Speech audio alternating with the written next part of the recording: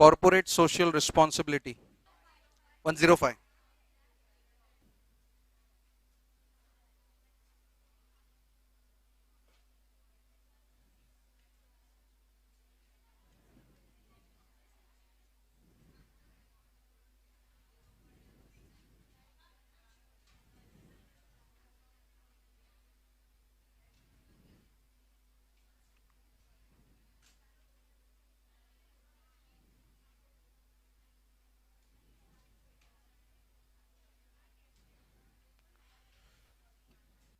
What do you mean by CSR? क्या लगता है तुम लोग, होता क्या है CSR?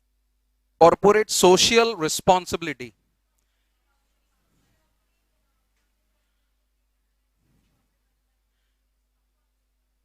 What kind of contribution?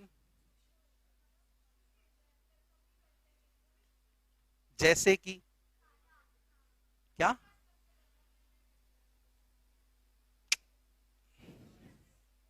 Charity, donations, that is social activity. ठीक है, इंफ्रास्ट्रक्चर के रिलेटेड अलग चीज हो गई पूरी, राइट? यहां पे बात हो रही है चैरिटी, डोनेशंस. जैसे कि एक सेक्शन 8 कंपनी कैसा होता है, याद है ना? सेक्शन 8 कंपनी तो बना ही था किसके लिए? क्या हम सेक्शन 8 कंपनी का बात कर रहे हैं? नहीं, we are talking about companies other than section 8 company, चाहे प्राइवेट हो या पब्लिक. एंड उसका मेन ऑब्जेक्ट चैरिटी था कि बिजनेस था. और ऐसी कंपनी को भी CSR करना पड़ेगा compulsorily if they fall under the criteria. 3 criteria इसका, ठीक है? एप्लीकेबिलिटी किसको है? तो it is applicable to all the companies. When I say all the companies मतलब प्राइवेट पब्लिक सब. हाँ, कोई बीच में डिफरेंशिएशन मत करना. और वो 3 क्राइटेरिया क्या है? जिसका सबसे पहले नेटवर्थ,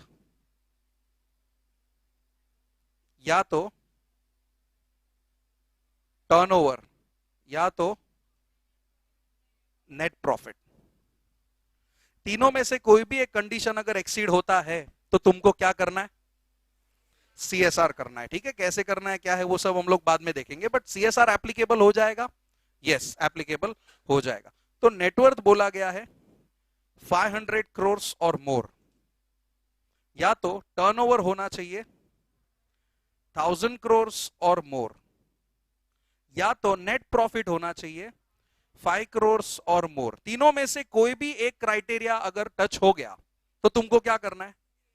CSR करना है, बराबर. If any of the criteria is exceeded you have to do CSR activities. Okay, और ये कौन सा सेक्शन है? 135. इस पूरे चैप्टर में एक ही सेक्शन है, सोचो, only one section we have to study and that is 135. तो CSR के ऊपर कोई भी क्वेश्चन आता है ना, बिंदास आंख बंद करके 135 से ही शुरू करने का.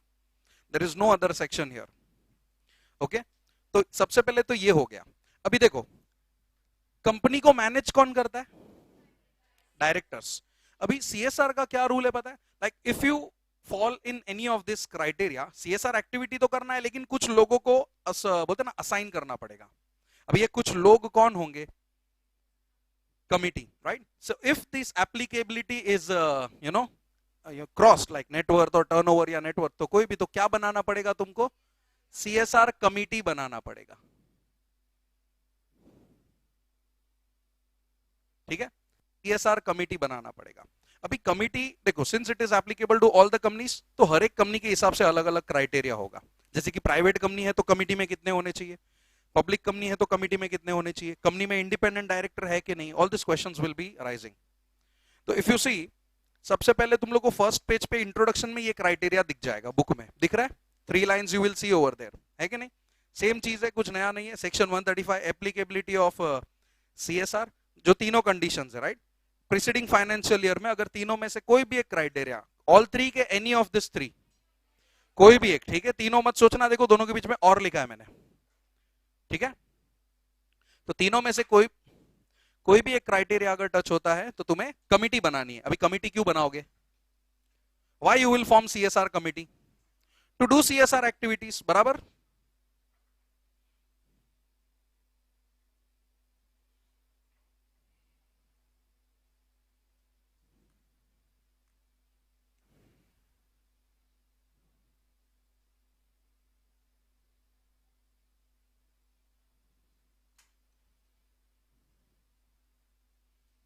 अभी देखो एक सिंपल सा एग्जांपल देता हूं, फाइनेंशियल ईयर एंड होगा, है कि नहीं, 31 मार्च को, उसके बाद ही क्या ये तीन फिगर्स में चेक कर सकता हूं कि बीच में ही कर लूंगा, उसके बाद में ही कर सकता हूं, राइट। तो पिछले साल अगर कोई भी क्राइटेरिया फुलफिल होता है तो मुझे इस साल सीएसआर एक्टिविटी करना है। लाइक फॉर एग्जांपल, अगर मैंने 1920 में नेट प्रॉफिट कमाया 10 करोड़, मेरा नेट प्रॉफिट कितना है, तो क्या मुझे 2021 में सीएसआर एप्लीकेबल हो जाएगा? यस। ऑलवेज रिमेंबर, ये अगले साल कंडीशन फुलफिल होगा इस साल में, लेकिन एप्लीकेबिलिटी लग जाएगा अगले साल से। In the same year it is not possible, बराबर, क्योंकि नेट प्रॉफिट बीच में पता चलता है कि साल के एंड में, टर्नओवर साल का कितना हुआ वो भी, तो all this things, all this three criterias are calculated at the end of the year. तो तीनों में से कोई भी एक कंडीशन अगर प्रीसीडिंग फाइनेंशियल ईयर में एक्सीड होता है तो तुमको नेक्स्ट फाइनेंशियल ईयर के लिए क्या करना है, सीएसआर एक्टिविटी करना है, कंपलसरी। और एक्टिविटी की शुरुआत कहां से होती है? कमिटी से। सबसे पहला चीज जो तुम्हें करना है वो है सीएसआर कमिटी बनाना है। अभी कमिटी में एज आई सेड लोग होंगे, है कि नहीं, कमिटी में कमिटी के मेंबर्स बोलते हैं। Who are this members? Generally the directors of the company. मतलब सपोज मेरे कंपनी में 10 डायरेक्टर है, तो 10 के 10 लोगों को मैं कमिटी में नहीं डाल दूंगा, 2-3 सिलेक्ट करूंगा as per the law. Law ने बोला है 3 तो 3, लॉ ने बोला है 2 तो 2, उतना तो मुझे रखना पड़ेगा, राइट, कि उससे कम रखूंगा। मिनिमम क्राइटेरिया मुझे फुलफिल करना है। लेट अस कंसीडर लॉ बोलता है 3, तो अमॉन्ग ऑल दोस 10 डायरेक्टर्स मैं किसी भी 3 डायरेक्टर को कमिटी में क्या बना दूंगा? मेंबर। कमिटी के डायरेक्टर मत बोलना, कंपनी के वो डायरेक्टर है बट कमिटी के वो क्या बन गए? Member. Always we call this committee members, we never call committee directors. Committee के हमेशा मेंबर होते हैं, no doubt. Behind the scene वो लोग कौन है? कंपनी के डायरेक्टर है, बट कमिटी के लिए वो लोग क्या बनने वाले? Members, right.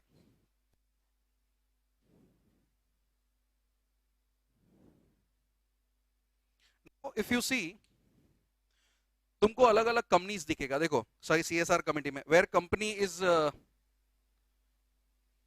any triggers any of the condition, then it must consist of at least 3 directors including 1 independent। दिख रहा है फर्स्ट पैराग्राफ सीएसआर कमिटी का, दिखा तुम लोग को? तो मिनिमम कितने होने चाहिए? 3 डायरेक्टर्स, राइट। तो यहाँ पे फर्स्ट पॉइंट में क्या बोला है कि it should have minimum 3 directors, जिसमें से एक कौन होना चाहिए?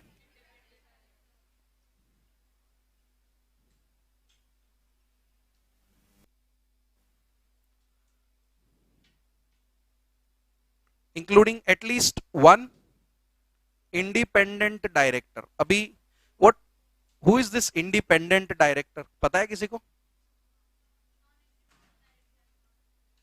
नॉन एग्जीक्यूटिव डायरेक्टर, ठीक है, नॉन एग्जीक्यूटिव डायरेक्टर।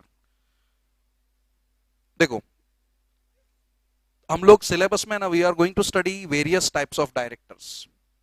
तुम लोग को शायद मैनेजिंग डायरेक्टर पता होगा, सुना रहेगा कभी, राइट।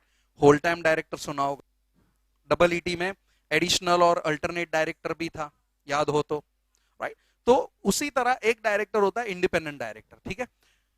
जस्ट सेइंग कि ये नॉन एग्जीक्यूटिव है, that is not the right answer, ठीक है, सिमिलर है थोड़ा बहुत, but independent director does not mean कि that person is a non executive director. क्यों पता है? नॉन एग्जीक्यूटिव डायरेक्टर बनने के लिए तुम्हें कोई कंडीशन फुलफिल करने की जरूरत नहीं है, getting it? Non executive director बनने के लिए you don't need to fulfil any condition. लेकिन अगर इंडिपेंडेंट डायरेक्टर बनना है ना, तो there is a list of condition which you need to fulfil. अभी वो लिस्ट ऑफ कंडीशन अभी डिस्कस नहीं करना है, 10-12 कंडीशन है, बहुत ही इन डेप्थ कंडीशन है सारी। तो अगर वो कंडीशंस तुम फुलफिल करते हो तब जाके तुम क्या बन सकते हो? इंडिपेंडेंट। नेक्स्ट थिंग, हर एक कंपनी में इंडिपेंडेंट डायरेक्टर होता है? नहीं, नहीं होता। इमेजिन करो एक ऐसा कंपनी है जिसमें इंडिपेंडेंट डायरेक्टर है और उसने ये क्राइटेरिया फुलफिल किया, समझा? A company which already has an independent director and such company fulfills the criteria, क्या उसको ये कंडीशन एप्लीकेबल होगा? हाँ, क्यों? क्योंकि उसके कंपनी में इंडिपेंडेंट डायरेक्टर है। तो सोचो, जिस कंपनी में इंडिपेंडेंट डायरेक्टर नहीं है उधर ये इंक्लूडिंग एटलीस्ट 1 इंडिपेंडेंट डायरेक्टर होगा, क्योंकि जब कंपनी में ही इंडिपेंडेंट डायरेक्टर, कमिटी में कैसे डाल सकते हैं? बराबर के नहीं? मैंने पहले ही बोला, कमिटी के लोग कौन होंगे? जो डायरेक्टर है। अभी कंपनी के पैनल में इंडिपेंडेंट डायरेक्टर है ही नहीं, तो how can we appoint him in this committee? समझा? तो कंपनी में अगर आईडी है तो कमिटी में भी आईडी होगा, अगर कंपनी में आईडी नहीं है तो नेक्स्ट पैराग्राफ देखना होगा, where the company is not required to appoint independent director. देखा?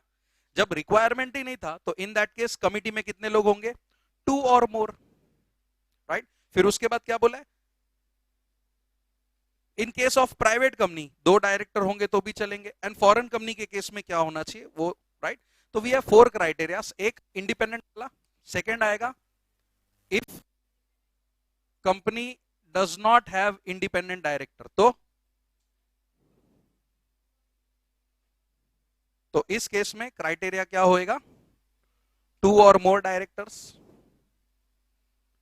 प्राइवेट कंपनी को अगर ये कंडीशन एप्लीकेबल है तो इसमें भी क्या होगा, 2 और मोर डायरेक्टर्स। एंड चौथा है फॉरेन कंपनी, दिख रहा है फॉरेन कंपनी, कौन बोल रहा है, मिनिमम 2 हो गया ना, कंपनी को ज्यादा रखने तो रख सकते, 2 तो होने ही चाहिए। हाँ, अगर ये क्राइटेरिया फुलफिल हुआ तो कंपलसरी है।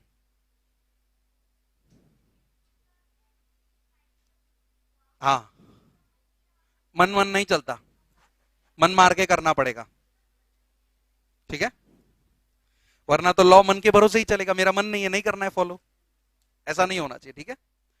नाउ सी फॉरेन कंपनी में थोड़ा अलग सीन है, फॉरेन कंपनी में 2 पर्सन्स बोला है, if you read that paragraph you will C 2 persons, not the 2 directors. Typing mistake नहीं है, उधर 2 पर्सन्स ही है, लेकिन वो 2 पर्सन कौन होंगे, see in foreign company you need 2 persons, और इसमें एक कौन होगा, resident of India, other person nominated by foreign company, yes.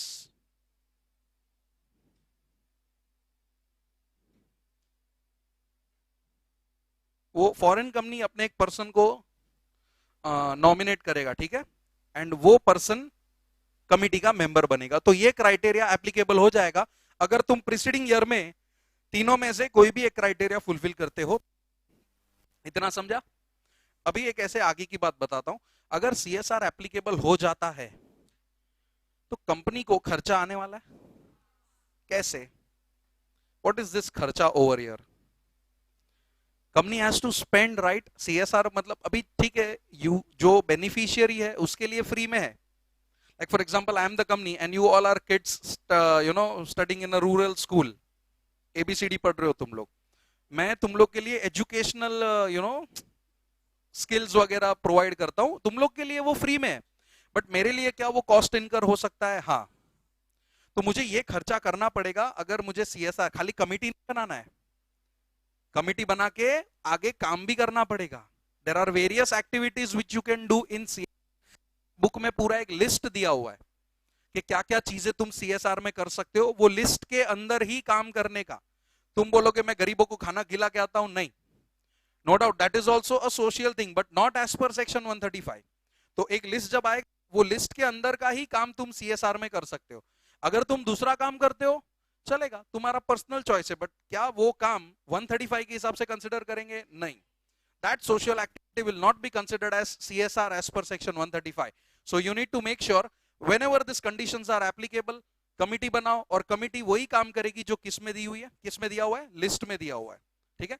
2-3 page अगर घुमाओगे ना तो तुम लोग को एक लिस्ट दिखेगा, शेड्यूल 7 करके, list activities which are done in CSR activities. थोड़ा और मतलब 2-3 नहीं, 4-5 भी हो सकता है। 111 पे देखो, शेड्यूल 7 करके you will C, I think 9-10 और 9-10 एक्टिविटीज आर देयर। कितना है टोटल, 12 हाँ वही जो भी है। तो ये सारी एक्टिविटीज अगर तुम करोगे तो तुम सीएसआर का काम कर रहे हो, इसके अलावा कुछ दूसरा किया तो हम उसको सीएसआर नहीं मानेंगे, ठीक है। तो वो बाद में आएगा, बट जस्ट खाली मैं रेफरेंस दे रहा हूं। इतना क्लियर हुआ, समझा। तो दैट मीन्स ये सभी कंपनी को एप्लीकेबल है, फॉरेन कंपनी भी आ गया उसके अंदर। फॉरेन कंपनी का मतलब क्या होता है, which is registered outside India but as a place of business in India, right। तो ऐसी कंपनी भी अगर ये क्राइटेरिया फुलफिल करती है तो उसको भी कमिटी बनाना पड़ेगा, कमिटी में कम से कम 2 लोग रखने पड़ेंगे, राइट। एंड वो 2 लोग में एक कौन होगा, रेसिडेंट ऑफ इंडिया, आरओआई मतलब रेट ऑफ इंटरेस्ट मत समझना, resident of India, right. And यहां पे क्या लिखे, दूसरा person nominated by foreign company, ठीक है।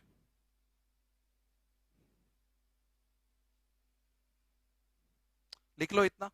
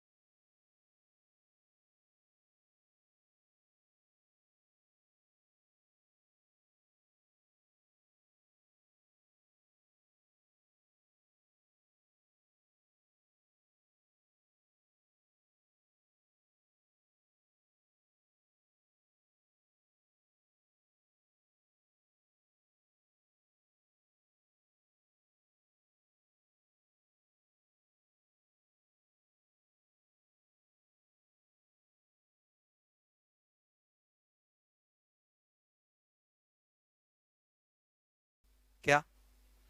एक मिनट। Minimum 3 directors, yes. एक ही हुआ नहीं, 2 और मोर। से नहीं, 3 ऊपर है, 3 लिखा है। See that first paragraph.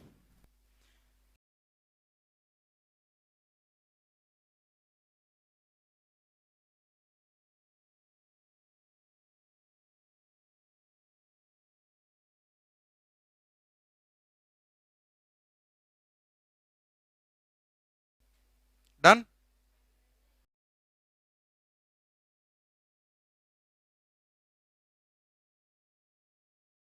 Rule 3 आता है एक। बुलाया किसने? हाँ,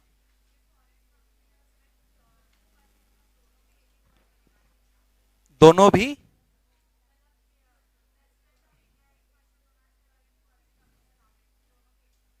हाँ, दोनों भी एक एक, मतलब 3 भी हो सकते हैं, बट ये दो तो होने ही चाहिए। और कोई डाउट किसी को? अभी देखो, मैंने तुम लोग को एक क्वेश्चन एक पॉइंट बताया था। एक पॉइंट बताया था कि अगर इस साल क्राइटेरिया टच होता है तो अगले साल सीएसआर करना है, बराबर। अभी थोड़ा क्वेश्चन पूछता हूं, लेट्स सी तुम लोग का दिमाग चलता है कि नहीं चलता है। 1920 में ये सब नेट प्रॉफिट या, मैं तीनों कंडीशन नहीं लिख रहा हूं, नेट प्रॉफिट के हिसाब से एक्सप्लेन करता हूं, राइट। अभी 1920 में नेट प्रॉफिट आया 10 करोड़, तो इसका सीएसआर कब करूं मैं? इसके हिसाब से 2021 में करूंगा। Very good. हाँ, नहीं, वो नेटवर्थ था। तो मैं 2021 में करूंगा, लेकिन 2021 में भी तो पैसे कमाऊंगा, बराबर के नहीं? तो 2021 में मेरा नेट प्रॉफिट आया 15 करोड़, तो इसका सीएसआर कब करूंगा? 21-22 में। 21-22 में नेट प्रॉफिट आया 2 करोड़। बाकी वो दोनों भी फुलफिल नहीं हो रहा, ठीक है, मतलब नेटवर्थ और टर्नओवर भी फुलफिल नहीं हो रहा और ये भी फुलफिल नहीं हो रहा। तो क्या इसमें मुझे अभी नो करना पड़ेगा? कौन है रे ये? तू एक तो 4 दिन आता है नहीं, फिर बीच में कूदता है। अब मुझे वही लगता है, मेरी आवाज लड़की जैसी है जो तू सुन रहा है। नो सीएसआर इन 22-23, बराबर, राइट? समझ रहा है कि नहीं? फिर और आगे बढ़ते हैं। 22-23 आया 1 करोड़। नो सीएसआर इन 23-24।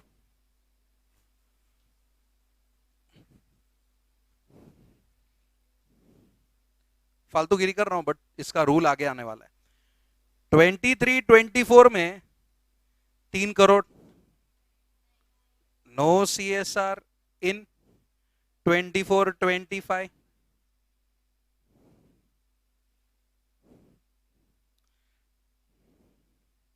हाँ हाँ, 24-25 में 4 करोड़। नो CSR, बस ये लास्ट है, इन 25 26। कुछ समझ रहा है मतलब क्या हो रहा है ना? राइट, इतना समझ गया नहीं क्या किया मैंने? अभी इधर मैं थर्ड कॉलम बनाने वाला हूं, that is with respect to CSR committee. ठीक है, तो उसी लाइन में हम लोग को मुझे बताना है कि CSR कमिटी होगा कि नहीं होगा। समझा क्या पूछ रहा हूं मैं? अगर टिक किया तो होगा, क्रॉस किया तो नहीं होगा। चलो, 1920 में जब मैंने कंडीशन फुलफिल किया तो 2021 में मुझे क्या करना था? तो कमिटी बनेगा। कौन से ईयर में बनेगा? वही ईयर में बन जाएगा, राइट? जिस जब काम करने के पहले कमिटी तो बनाना ही पड़ेगा। फिर 2021 में 15 करोड़ है, नया कमिटी बनाओ कि सेम कंटिन्यू कर? बराबर। फिर 21 22 में कंडीशन फुलफिल नहीं हुआ, तो क्या 23 24 में CSR करना है? और अगर CSR नहीं करना है तो कमिटी रखना है? कमिटी रहेगा। क्यों? अच्छा, पहले से ही है। ठीक है, बंद थोड़ी कर सकते, चलो।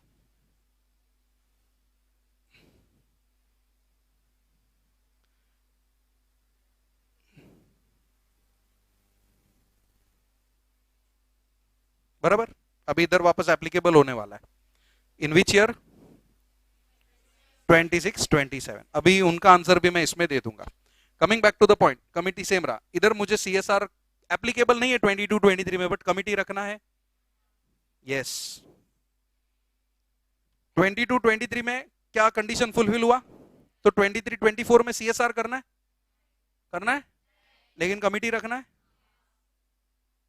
ठीक है, 23 24 में क्राइटेरिया फुलफिल हुआ? हाँ हुआ। नहीं हुआ ना? आवाज है कि नहीं है तुम लोग में? हाँ नहीं। तो क्या 24 25 में CSR करना है? क्या कमिटी रखना पड़ेगा? 24 25 में क्राइटेरिया फुलफिल हुआ, 25 26 में CSR करना है, कमिटी रखना पड़ेगा। बताता हूं, कुछ समझे इसमें क्या हो रहा है? जब भी तुम, सुन लो, मालूम है कंसेक्यूटिव दिख गया तुम लोग को। जब भी तुम क्राइटेरिया फुलफिल करते हो, कमिटी बना के काम, CSR पे काम करो। बट अगर तुम 3 कंसेक्यूटिव ईयर्स तक, ये भगवान, कौन से ईयर है ये, राइट? 21 हाँ। इफ यू, अगर मेरे ये 3 कंडीशन देखोगे तुम लोग, राइट?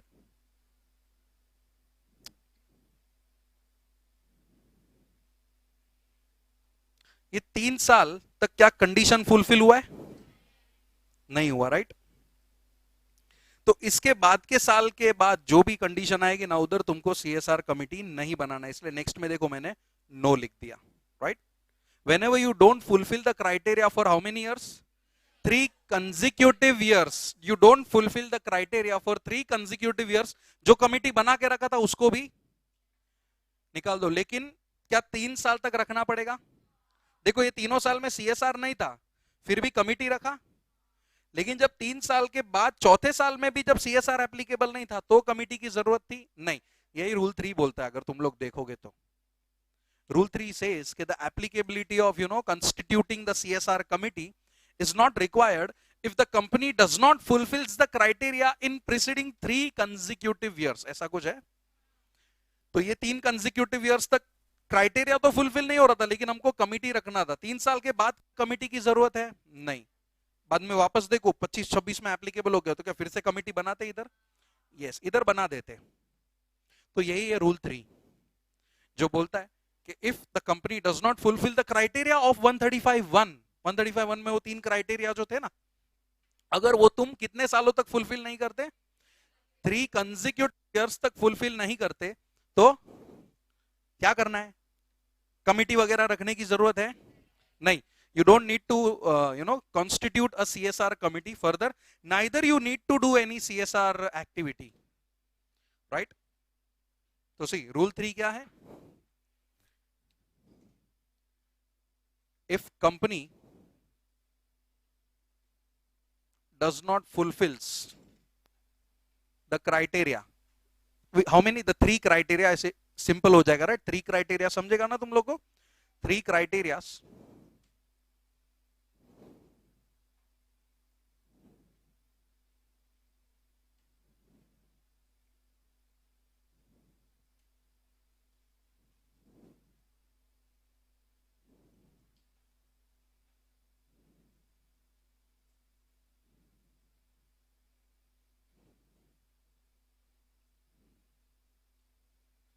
constitute CSR committee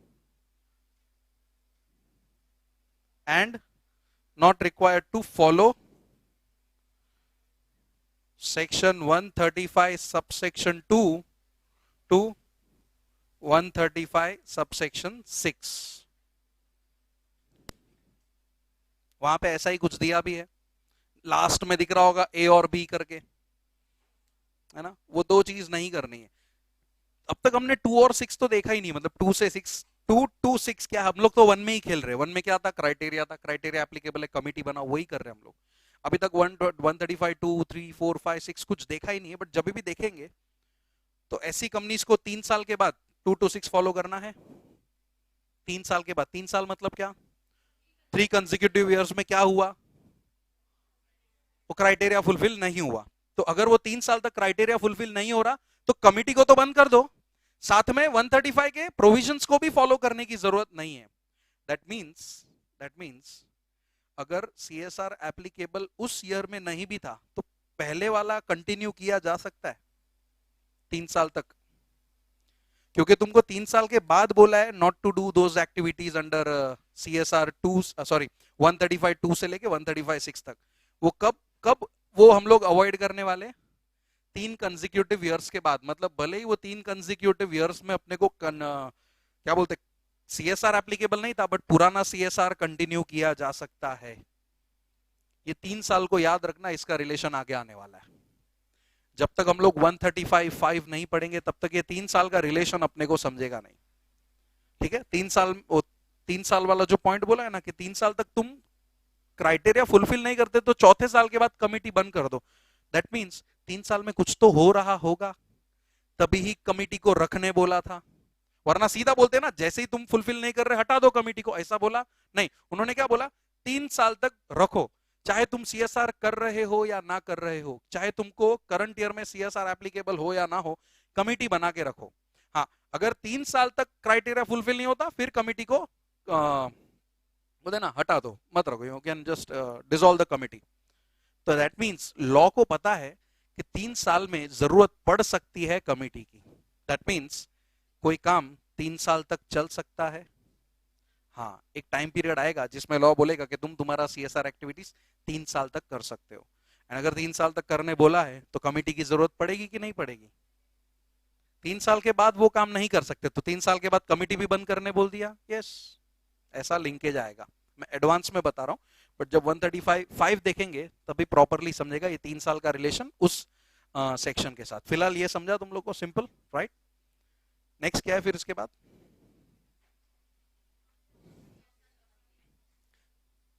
एक बार वो मैं रूल 3 रीड कर लेता हूं, ठीक है, तुम लोग के लिए। सी क्या बोला है? It specifies that company which does not satisfy the specified criteria. Which specified criteria? ये जो 3 क्राइटेरिया थे ना, 3 मतलब क्या समझने का? वो 3 क्राइटेरिया, ये सबसेक्शन 3 मत समझ ले।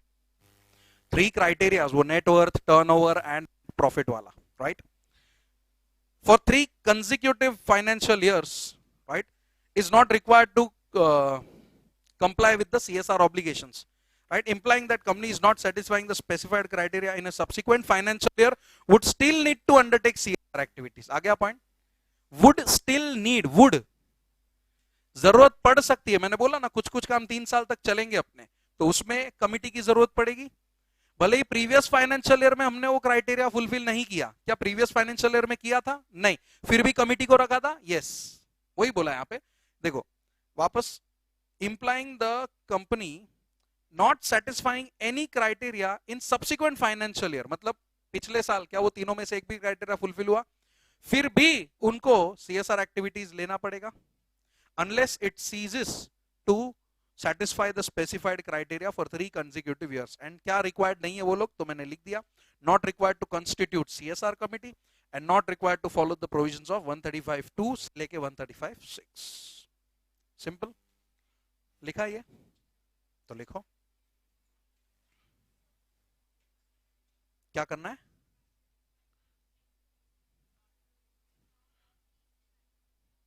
Such company is not required to follow. Such company is not required to constitute.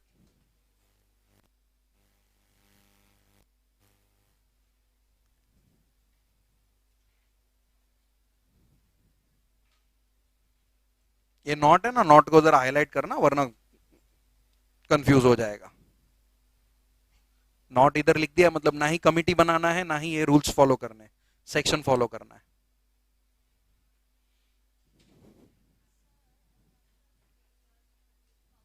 वापस बनाओ। यस, वही तो मैंने लास्ट में किया था, यस लिखा था लास्ट के कॉलम में, याद है।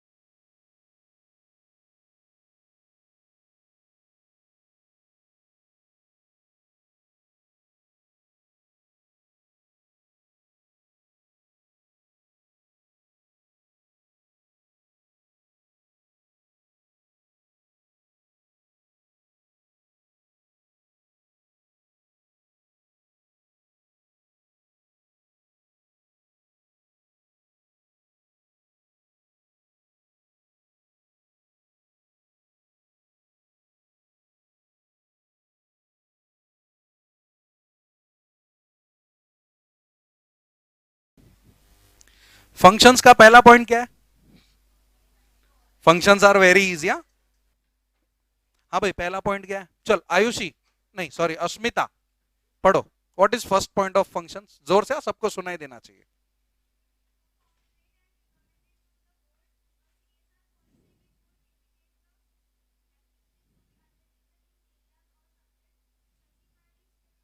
सेवन, शेड्यूल 7 में लिस्ट था, मैंने थोड़ी देर पहले ही बताया। अभी कमिटी क्या करेगा? बोर्ड को बताएगा कि भाई अभी ये सब काम करना पड़ेगा, एंड वो जो काम है, काम वो एज पर विच शेड्यूल होना चाहिए? शेड्यूल 7। ये उसका पहला काम है, फॉर्मुलेटिंग द पॉलिसी। उसी को हाईलाइट करो, policy to do CSR activities. That is the first function what they will do. पहले पॉलिसी बनाएंगे। फॉर एग्जांपल हम लोग ये एरिया में जाके एजुकेशन प्रोवाइड करेंगे, या ये एरिया में जाके कोई टेक्निकल स्किल प्रोवाइड करेंगे, एंड सो ऑन। तो पॉलिसी बनाना पड़ेगा। बोल।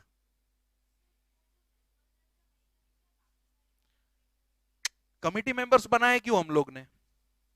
या बस यही लोग करेंगे, and they will inform this to the board, क्योंकि काम बोर्ड के अप्रूवल के साथ करना पड़ेगा ना।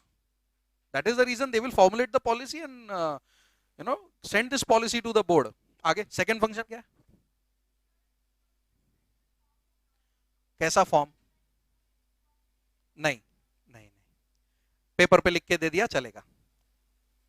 सेकंड,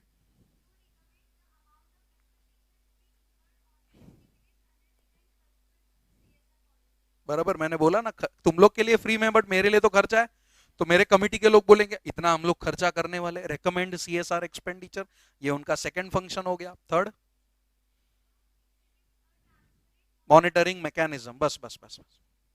अभी देखो, पेपर पे लिख दिया, पैसा भी एलोकेट कर दिया कि इतना एक्सपेंडिचर करना है। Transparent monitoring mechanism, in short एक सिस्टम बनाएंगे जो चेक करता रहेगा कंटिन्यूअसली। मॉनिटरिंग मतलब क्या? चेक करते रहना। क्या चेक करना है? पॉलिसी के हिसाब से इंप्लीमेंटेशन हो रहा है कि नहीं हो रहा है। That is the monitoring which CSR committee will do. Paper पे लिखा था ये वाले एरिया में जाके ये वाला एक्टिविटी करेंगे, पेपर पे लिखा था, इसके लिए इतना खर्चा करेंगे, पेपर पे लिखा था। बट अभी रियल में उतना हो रहा है कि नहीं हो रहा है? इसको मॉनिटरिंग बोलते हैं। और ये मॉनिटरिंग का काम भी किसका है? सीएसआर कमिटी का है। एंड लास्ट वन,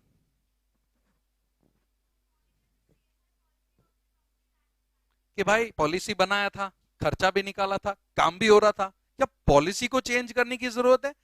कि शायद अभी कोई नया एरिया सिलेक्ट करने की जरूरत है, तो पॉलिसी को भी मॉनिटर करते रहो रेगुलर इंटरवल्स पे, right? If you want to change your activities, schedule 7 में 12 एक्टिविटी है, 12 नहीं 12 पॉइंट्स, एक्टिविटीज तो बहुत सारी है, राइट? तो कोई दूसरी एक्टिविटी करनी है तो उसके रिलेटेड पॉलिसी बनाओ। तो ये कब कर सकते हैं हम लोग? जब हम पॉलिसी को मॉनिटर करते रहेंगे, बराबर?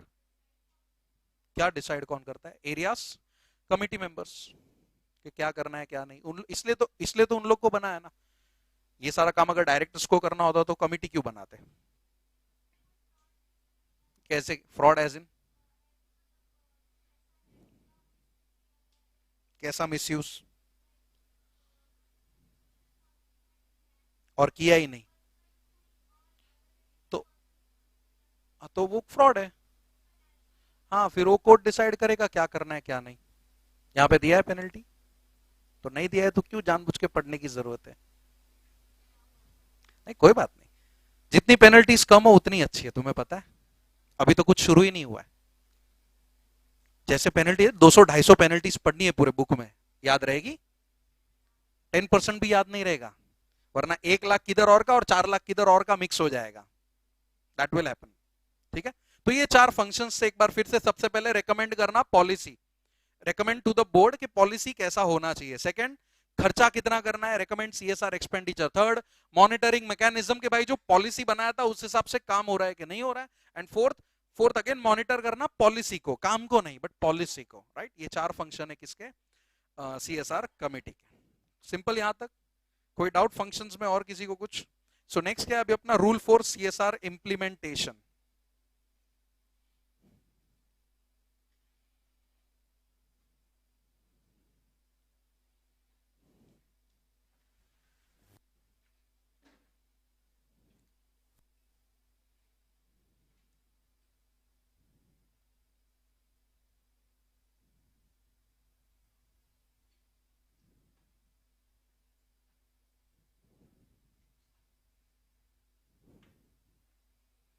अभी देखो, अगर मेरा क्राइटेरिया फुलफिल होता है, ध्यान दो, अभी थोड़ा लेवल बढ़ने वाला है। अगर मेरा क्राइटेरिया फुलफिल होता है तो मैं ही सीएसआर करूंगा, मतलब if I am a company, क्या मेरे बिहाफ पे कोई और कर सकता है? यस, अलाउड है। हो सकता है मेरे पास टाइम ना हो, तो मैं किसी एजेंसीज को हायर करूंगा कि भाई तू मेरे लिए सीएसआर कर, मतलब पैसा वैसा सब मेरा, खाली काम करने वाला कोई और है। इन शॉर्ट ही acts as an agent for me. Agency समझ में आता है ना? एजेंसी को हम लोग एजेंट बोलेंगे। तो क्या ये चलेगा? यस, क्योंकि फर्स्ट लाइन ही अगर तुम लोग रूल का देखोगे तो क्या बोला है? फर्स्ट लाइन ही देखो क्या बोला है? The board shall ensure that CSR activities are undertaken by the company itself or through. तो ये थ्रू कौन होने वाले? एजेंट होने वाले, जो अभी हम लोग देखेंगे, agency. We are going to see who are this agencies. But या तो खुद भी कर सकते हो, एंड अगर खुद नहीं करना चाहते, कोई बात नहीं, पैसा तुम्हारा, करने वाला कोई और। तो वो कोई और कौन है? सबसे पहले तो हम एक सेक्शन 8 कंपनी को पकड़ सकते हैं। सेकंड, हम लोग एक ट्रस्ट को पकड़ सकते हैं। थर्ड, हम लोग एक कोऑपरेटिव सोसाइटी को भी पकड़ सकते हैं, राइट? ये तुम लोग को A B C D point दिख रहे हैं उसके अंदर? वो ए बी सी डी का कॉमन पॉइंट मैं तुम लोग को बताता हूँ। देखो, सबसे पहले तुम लोग को सेक्शन 8 दिखेगा अंदर, राइट? सेक्शन 8 दिख रहा है, देन ट्रस्ट भी दिख रहा है, और अ सोसाइटी दिख रहा है उसी के बाद। तो ये हो गया। अभी बी पॉइंट पढ़ते हो, सेक्शन वेक्शन जाने दो। बी पॉइंट में again company established under section 8, और अ ट्रस्ट और सोसाइटी एस्टैब्लिश्ड बाय सीजीएसजी, मतलब घुमा फिरा के तो वही तीनों का बात हो रहा है, बराबर? See, any entity established under act of parliament और स्टेट लेजिस्लेचर, मतलब ये प्रिस्क्राइब वाला है कि अगर पार्लियामेंट में कोई ऐसा एक एंटिटी बनाया गया कि अभी तुम लोग भी सीएसआर का काम करोगे तो वो लोग भी करेंगे। एज ऑफ नाउ 3 ही है, सेक्शन 8, ट्रस्ट और सोसाइटी, एज ऑफ नाउ 3 ही है। Fourth, a company established under section 8, फिर से वही बोल रहे वो लोग, और registered trust or a society, right, and having established track record of at least 3 years of undertaking similar activities। इसका मतलब क्या है? वो फ्रेशर होना चाहिए क्या? मतलब वो जो एजेंट है मेरा, एजेंसी लाइक, क्या वो फ्रेशर होना चाहिए? नहीं, वो खुद, जैसे कि सेक्शन 8 कंपनी, ठीक है, सेक्शन 8 कंपनी, अभी सेक्शन 8 कंपनी का काम क्या है? चैरिटी करना। अगर वो खुद 3 साल से या 3 साल से ज्यादा से चैरिटी कर रहा है तो मैं उसको मेरा एजेंट बना सकता हूं, अगर वो अभी 1 साल पूरा नहीं है तो ये जो एक्सपीरियंस बोला है ना लास्ट में कि किधर गया, and have established track record of at least 3 years in undertaking similar activities, right? इसका ये मतलब क्या है, उन लोग 3 साल का मिनिमम एक्सपीरियंस चाहिए उन लोग के पास। अगर 3 साल का एक्सपीरियंस नहीं है तो हम उन लोग को एजेंट बना सकते हैं नहीं। समझा इतना? तो keeping everything in one point, the CSR activities can be done by, अरे पहला कौन कर सकता है? कंपनी खुद, कंपनी खुद। एंड अगर कंपनी करना नहीं चाहिए, ए बी सी डी कुछ मत पढ़ना, सिंपल, सेक्शन 8 कंपनी या तो ट्रस्ट और सोसाइटी, राइट? पब्लिक ट्रस्ट और रजिस्टर्ड सोसाइटी, ये याद रखना है। Having established track record of how many years? 3 years, एक point plus c point add कर देना है खाली।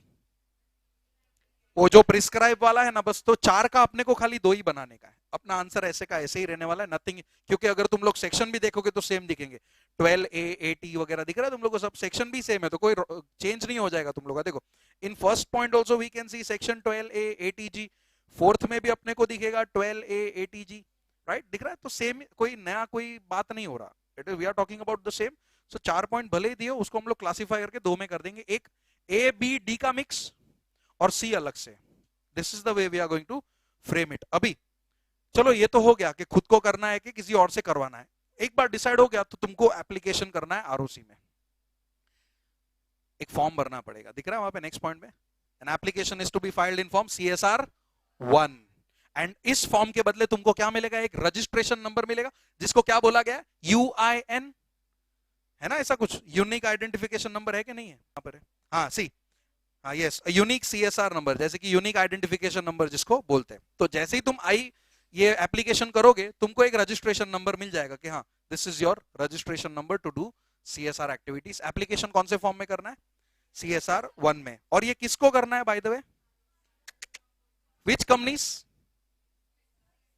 डेट दिया दिख रहा है, विद इफेक्ट फ्रॉम 1 अप्रैल 2021, मतलब उनके पहले वालों के लिए ये रूल एप्लीकेबल नहीं है, ठीक है? 1 अप्रैल 2021 से जिन कंपनीज को CSR एप्लीकेबल हुआ है उनको ये CSR 1 भरना है, उनके पहले वालों को CSR नहीं भरना है, ठीक है? CSR 1 नहीं भरना है। सी बी बोला है, provided that it should be signed electronically by the entity and shall be verified by practicing professional. On submission of CSR 1, a unique CSR registration number will be generated. Okay? तो 2 point अपने हो गए, third point के फिलहाल नहीं जा रहे। First point में क्या बोला अपने को? रूल 4 का फर्स्ट पॉइंट क्या बोलता है? CSR activities can be done by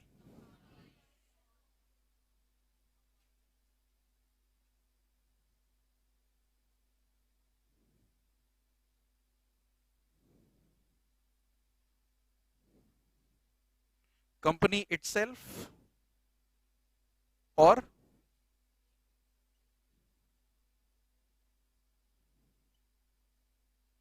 through section 8 company,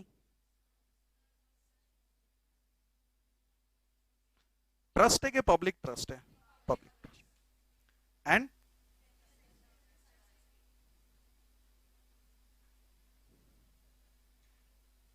registered society, बराबर। तीसरा एनी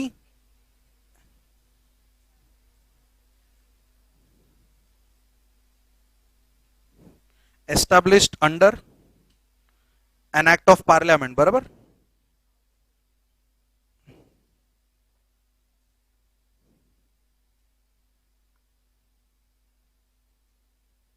पार्लियामेंट के बाद क्या है? और स्टेट लेजिस्लेचर, ठीक है?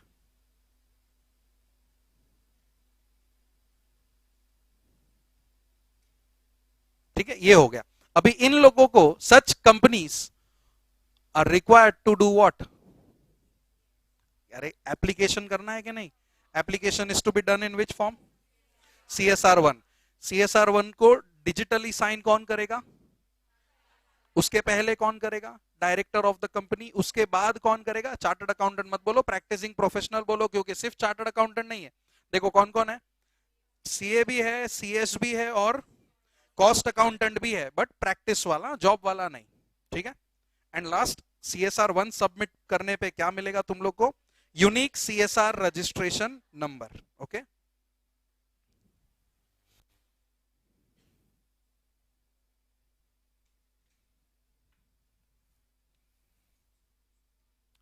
हाँ, क्या ये? अरे हाँ, वो मैं लिखना भूल गया, इसमें लिख देता हूं। सच entity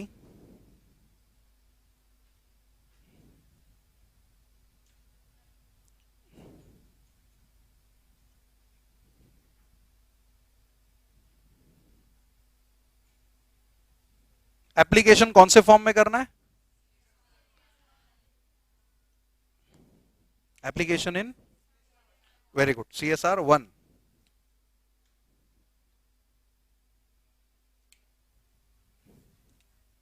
and on successful application a unique CSR registration number will be allotted। ठीक है।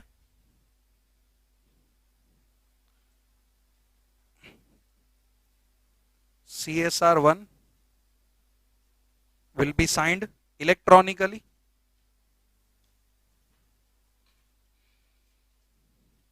and verified by practicing CA, CS,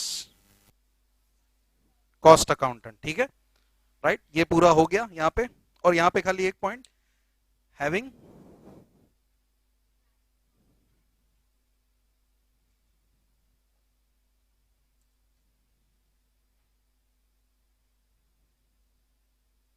at least 3 years। Clear पूरा? ओके, इतना लिख लो।